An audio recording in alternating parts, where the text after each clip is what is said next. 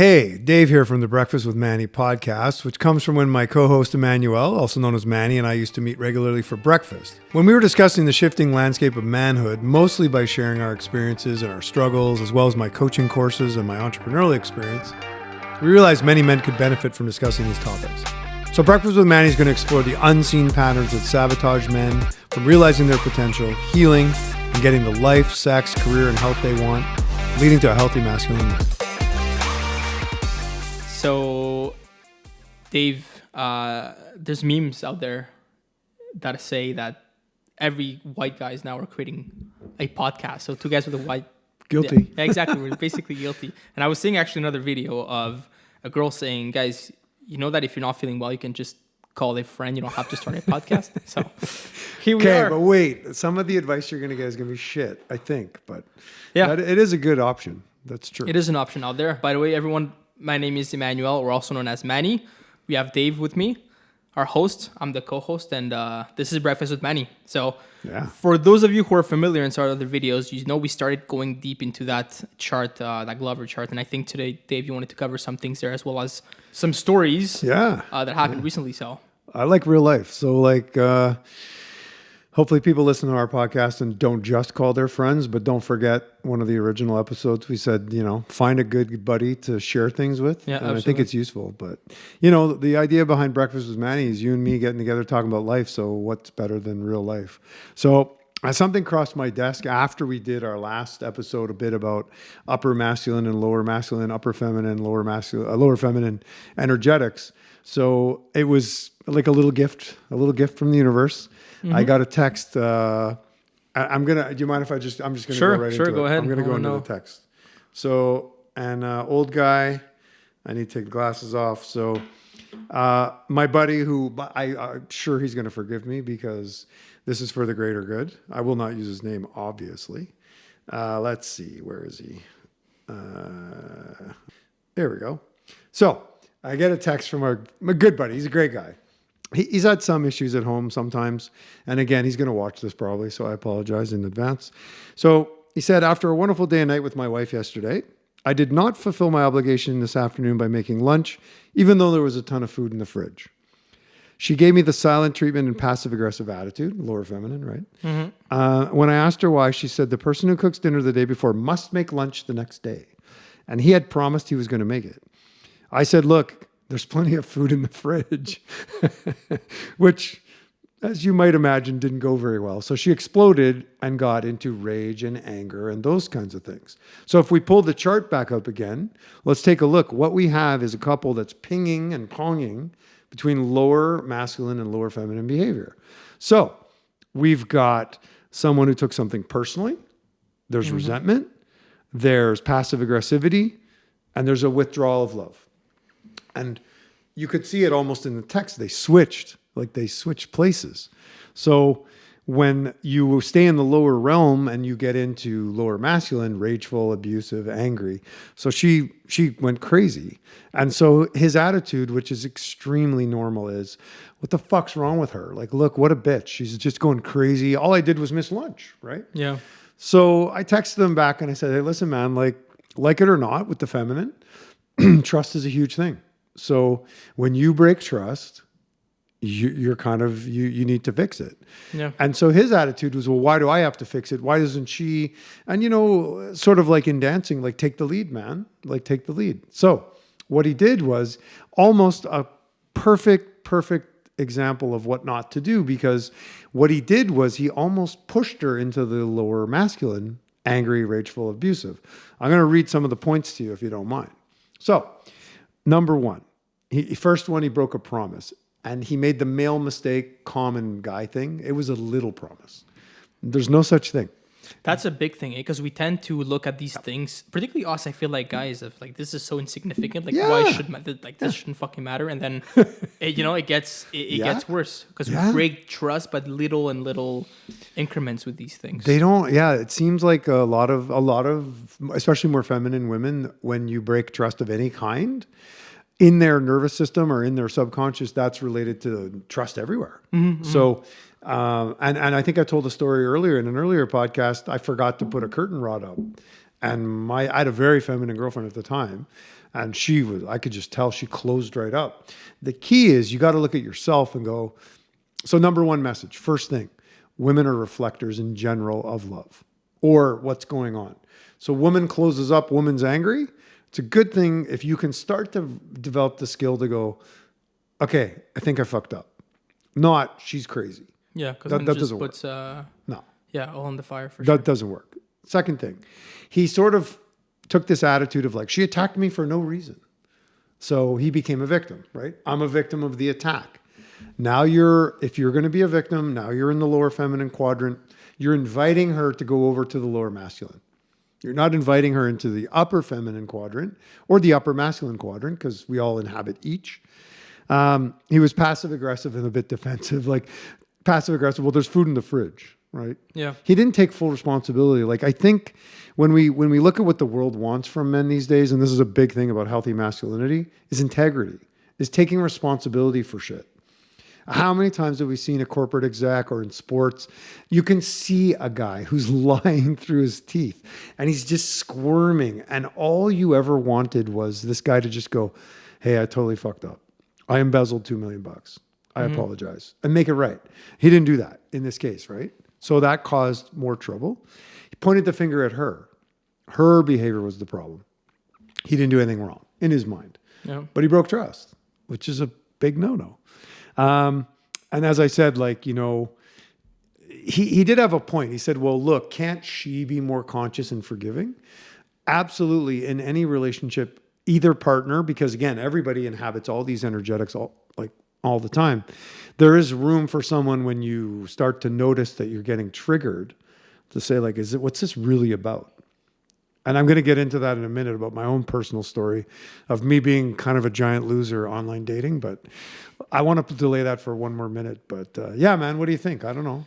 Yeah, no, I think these examples are so important to us because you and I talk about a lot of theory, but I love you bringing these examples because we all face these examples in our day to day. So that's interesting. Yeah, man. Did something after that happen, or that's the end of the story there? Well, that story, I mean, it was interesting. So I challenged him a little bit. I said everything that happened after you broke trust, not that we're assigning blame, but we could say you were the cause.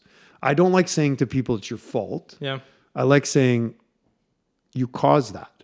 So everything after that, what does it have to do with her? And he could have gone back and gone, there's many, many things. Now, this couple has some they're like a lot of long-term married couples. There's some resentment. The problem is when there's resentment, if you try to be more present and like get her out of her anger, there's no trust. So like I've had guys I've coached and we talk about like, what do you do? Well, it depends on who you're with and it depends on the state of your relationship. But if the relationship's relatively good, you could just seriously apologize. You could say, hey, I should have made lunch. I'm really sorry. And then just see what she says and don't fix and don't correct and don't do anything. You could tickle her, you could dance with her, you could wrestle with her. Be careful with that though, right? I found a lot of moments in which being playful was actually worked, but you're right. You need to know when and when. Read the room. Exactly. Yeah. If she's really, really, really pissed and you like, I don't know, throw a water balloon at her, that's probably not going to go so good. Yeah, it's not going to go so well. Don't do that. Don't do that. Yeah. You know, I think these are excellent examples, and I always try to see how I can most of the time be on my higher masculine, but realistically speaking, aren't we all eventually sometimes going to fall into these habits? And what's the goal is for us to realize we're there to then change our behavior? Would you say that's kind of like the objective there? Dude, I'm so happy you asked it that way. And like we don't coordinate things before, which is fun. I like it to be more organic. I'll use, not everybody skis, but I'll use skiing as an example. The difference between a great skier, like an excellent skier, and a beginner takes a couple seconds to recover.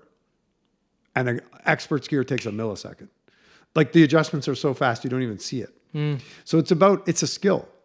And the skill is starting to like, one of the hardest things is when our system goes off, when we're triggered, it's tough to bring the horses back in, right? But you have to go like, whew.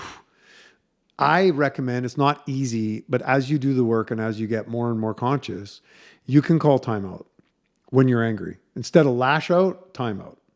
Really important. Just go, look, I'm losing my shit. It's mine.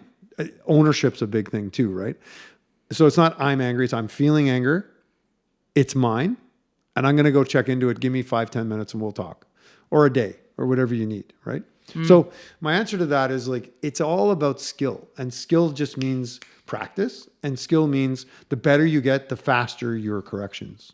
Does No, that like make what sense? you're saying there, yeah. So for example, if you're angry and you know there's nothing that's going to change your current state of emotions, at least call this a timeout for a moment so you can go back there and then... Yeah. But you know, and my next story about myself is going to kind of dig into when we get that angry, it's never about the little thing, right? Like we said with this, it's just fucking lunch, right? Like big deal. But it was a big deal because for somebody, I suspect, and this is a total theory, that she probably has a bit of abandonment issues going on. And so when you violate trust of someone who has abandonment issues, Like boom. boom, Yeah. because that's death, right? Like, so once you start, and we're going to have a big series and section on subconscious patterns, that's coming. So like hang in there. If you hate this episode, like come back. We're going to get into that because these triggerings are wild. And when you start to look at your patterns, I'm going to do something probably a bit weird, but it'll be a little bit strange. But I actually have a list of patterns I keep of my patterns. And I'm going to read them out. I'm going to go over them with you like on an episode. And it's going to be a little fucked up, but I'm going to do it anyway. Cool. So it'll be fun. Yeah. But I'm going to do it. And I think it'll help. Like once a pattern seen is a pattern that you can change. A pattern unseen, you obviously can't do fuck all about it, right? Yeah. So how's that sound? No, that's great. I think it's a good idea. Cool, man. Yeah. Let me look at my notes. Let me see what's next. Oh yeah. Okay. Now it's time for my idiocy. Well, no, I don't want to be that self-deprecating, and I don't like having that negative a self-talk. I guess I'd say this. The other thing I got to do at some point, and we'll talk about it, is like my childhood was it just was traumatic. Like fact, dealt with it, dealing with it, probably deal with it the rest of my life. So my reactions, I don't want to be like I'm a fucking idiot. I mean, I kind of was in this case, maybe a bit. I think I actually did okay. I want to see what you think of it because you don't know about this. But I'll get into the whole trauma stuff and like how we react and all that. But what I want to get into now is like a deeper, like how does this look when you're a little more conscious, right? So, you know, I'm no better or no worse than anyone else. I've done a fair bit of work. So, you know, this is what it looks like in practice. I still screwed up, sort of. Yeah. I reacted. So as you know, because we do talk about this once in a while, I've sadly ventured into the world of online dating at my tender age, which is like super fun, right? So, and look, there's some lovely people. I've met tons of nice people. There's great people out there. It's a new reality. Yeah. What's interesting is the online dating has triggered me in ways I didn't think it was going to. So even not having a relationship, just the relationship of online dating has made me like freak out a couple of times. And I'm noticing the pattern keeps coming back, so it needs to be dealt with. So I'll give you an example. So meet a girl online, a woman. She's cool. She seems cool. A little mysterious, but we had a very quick text, and I like to talk. It's just energetically better for me. Did you phone calls or FaceTime or just, this one we did phone call. Like she wanted to do a phone call, and I did too. And I don't like the texting. I like texting my partner, but not texting like some stranger. Like to get to know somebody, no tone. It's weird. Yep. So we chatted for 75 minutes, maybe. Great chat. Like sharp lady. She's done well in business. She seemed cool. She was one of the things I liked. We talked about being adventurous. She's like, yeah, I'm really adventurous. And so then we agreed. We're like, yeah, we should talk again soon, right? First alarm bell that goes off, and it's me. It's not her. And this is really important in relationships. Everything, we all see the world differently. So she said the word to me, like, I'm super adventurous. So we had this great call. And I said, well, look, if you're adventurous, why don't we adventure into a live meeting and a coffee, right? Like, let's go. Like, screw it. And so she was like, no, I like to go slow. So right away, I started judging her. I'm like, well, you're not so fucking adventurous after all, are you? Did you tell her that? Or in my mind. No, in my head. I didn't say it out loud, thank God. But like the little kid in me, the little hurt kid in me, or the like, come on. I was rejected, right? Yeah. I felt rejected. So, but whose rejection? It's whose feelings? They're mine. I got to deal with it. It got a bit worse though. It's kind of funny. It's mildly embarrassing. Let's put it in the public. So I said, cool, we'll chat again. And she's like, yeah, that's cool. I said, well, how's Wednesday? And then we started texting to make arrangements. I said, how's Wednesday? She's like, yeah, 8 o'clock's good. I'm like, oh, I got yoga. How's 8:45? She's like, no. Right away. I'm like, fuck, 45 more minutes. We would have been talking anyway. Like, what the hell? Yeah. Felt rejected, felt unwanted. And we'll come back to that in a minute because it's really important. So I'm like, Thursday? She's like, Thursday? I'm like, Thursday? No. Friday? No. And she's like, well, maybe on the weekend. I said, well, there's one, I left out a detail. Another expectation of mine. Expectations are, someone said this, I love it. They are disappointments waiting to happen. So she's semi-retired. Okay. So I'm thinking like, why don't we talk during the day? She's like, no, I really want to talk at night. Pissed me off again. I'm like, what are you talking about? You're semi-retired. I'm kind of semi-retired. Why don't we talk at 2, 3, 4, 1, 11? So I'm starting to get pissed off. I'm like, does she even want to see me? And I realized I was really getting kind of like pissy about it. And it dominated my consciousness, which is not cool.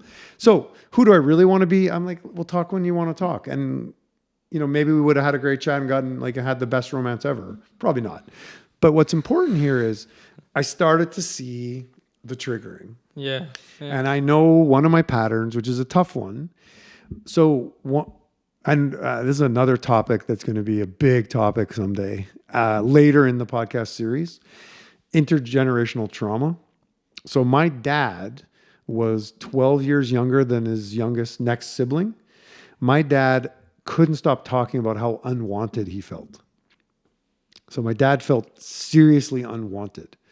That pattern lived on in me. So when I feel rejected or unwanted, that triggers a reaction. A reaction there. Yeah, because I feel like I'm never going to be loved. And then if you're never going to be loved, like you go back into trauma, you're very young. If you're not loved as a child, you die. So it's serious, right? So I'm like, this is way out of proportion for this lady that I don't even know. So What do? I got to go in. And this is the big message. This is what I'm not going to say ninja because I'm certainly not an emotional ninja. Anyone who knows me knows I'm not that. But I'm working towards it. It's like I'm practicing. Yeah. So what do? So I call a good buddy of mine who's quite conscious and I tell him the story. And he's like, and I'll tell you the text I sent in a minute, which wasn't too bad. I really want to hear what you think of my text. But he just said, hey, man, first of all, you took it personally. And we know from our little chart, taking things personally is lower feminine. Mm-hmm. Secondly, she was dominating my thoughts and I felt rejected. And my whole life for a few hours was kind of around, hey, how could you not like me? Like, what the hell? I'm a victim of her. No wonder I'm miserable. So a couple of things that really helped. One was I asked myself, all right, I'm in the victim role. What am I going to do about it? Action is a great way to get out of victim consciousness.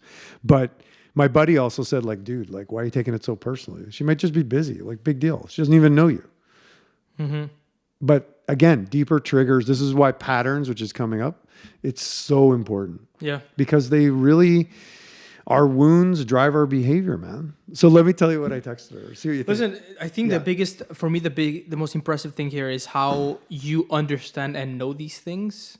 And even then, we're still victim to some extent to these reactions, right? Sure. And so that's why we try to get better. Yeah. And that's also one of the reasons why this podcast is about a conversation and seeing together how we can be, all better. So I like this. I like this. Thanks, man. This is a real life example. So what was it? Well, let's be human, right? Yeah. Like we can be human. Yeah. Like we're still going to get pissed off. We're still going to I do think some people in the, let's say the more spiritual realm, which I've played in and I enjoy sometimes, I try to balance as much as I can, the material and the spiritual.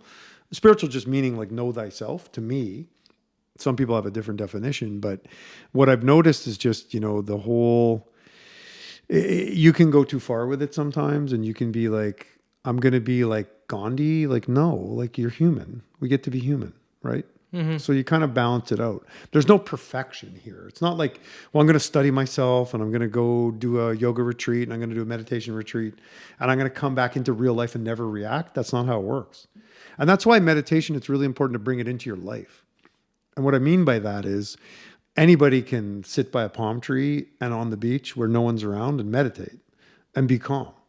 But when shit like this is going on, can you stop and can you check in with yourself? So I checked in with myself and I was like, holy shit, I'm really mad.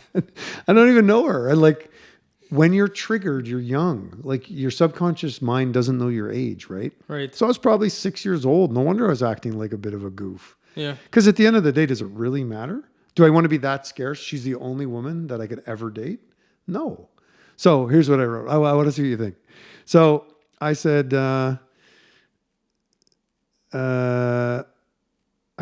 I said, hey, I think I'm going to have to pass for someone who's self-proclaimed semi-retired to not make a bit of time for a potential romance, open bracket, especially after a good first chat, close bracket. I'm at a bit of a loss. And then you mentioned being adventurous, but I really feel like you need to be pulled along. There's a real reticence here. I feel someone adventurous would be excited and jump into meeting me and say, what the hell? Judgment. Much. I know this is goofy. Maybe we won't put this episode out, but anyway. No, this is great. This is great. And then I had a recovery paragraph, like, okay, I'm not a total loser. These are just my feelings, and I take full responsibility that I do not know you fully yet, but it just doesn't feel good to me. I do wish you all kinds of luck in finding love. So, like, good, decent recovery. Did she reply? No. Okay. And when was that? That was a week ago or something? Yeah, it was like a week ago. Okay. Yeah. Okay. So, but here's the thing. My judgment, which is ego, which is separative, I'm pouring it out into this woman. Yeah. But do you see how I've made up a whole story about her? Mm-hmm. She's semi-retired. She must have time. Yeah. That's an assumption. She should reach out in 36 hours, not 48. Like you can just see it. No, 100%. Yeah. I see what you're saying there. All me though, man. All me. And you know, at the end of the day, I did some deeper work with a buddy of mine who we do reciprocal coaching with, who's going to be a guest on the show, actually. Awesome. He's an awesome guy. And we dug in on this. And like, this is, this, I don't know if this is for everybody, but kind of really went deeper into like what was going on. And when you do certain techniques, which we'll get into like in quite a while on this podcast, your subconscious mind will give you images and things like that. And so, and I am going to share this, and it might be a bit foo-foo for some, but whatever. Dug around, and what came out of this was, because my father was so abusive, and I might have told this story, but my father used to block my mom from loving me, which is like, oops. Like I remember being like 5 years old, and my mom would hold me, and he'd be like, get away from him, you're going to spoil him. It's like, yeah, what the fuck? Like, what the fuck, Dad? Yeah. So my dad blocked and my mom could never express her love for me really fully.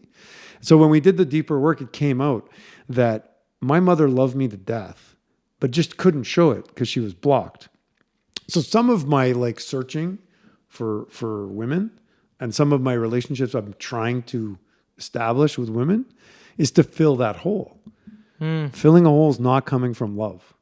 So that's why I probably have had some troubles. Like, when did you know, by the way, like, when did you realize that? Did you always knew that was something that I'm totally fucked, you mean? That? No. No, I mean, of course you went through this, but that sure. You were repeating patterns basically. Oh, yeah. I got to be honest. It's been cumulative, man. Like I've been working really hard on a lot of this internal stuff, like going deeper, and we'll talk about that at some point. But it's been, I'd say 5 years of really good, solid stuff. Okay. And 5 years of pretty solid stuff. Yeah. Yeah. Well, that's no, I mean, it's impressive. It's impressive to see that, because I think there's a lot of people that would benefit so much also from knowing some of these. Some of these well, things. Look. So here's the thing. So if I don't do this deeper work, and I've had it before, this isn't the first woman I've been a little pissy with, right? Yeah.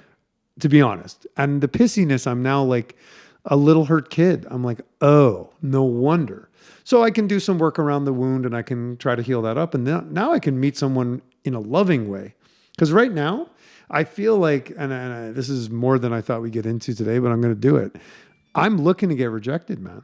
Like, I'm looking for it because I expect it, because it's a pattern in me, and it comes from the old man, and I'm not him.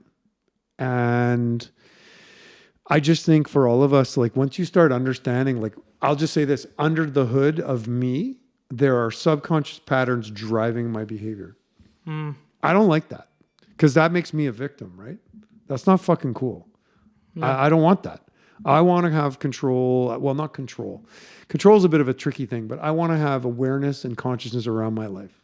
So that's kind of what I wanted to get at. But, but like this wound has poured out before. Like I've had a couple of women like delay meeting me or whatever. And I'm like, feel so rejected. I'm like, and then I get really judgmental, ego. Yeah. Then I get defensive. And then I get lower masculine, a little bit aggressive. I've been pretty good. I don't write too nasty, but I'll write like, you should have, like, you should. I'm shoulding all over the place, as Tony Robbins used to say.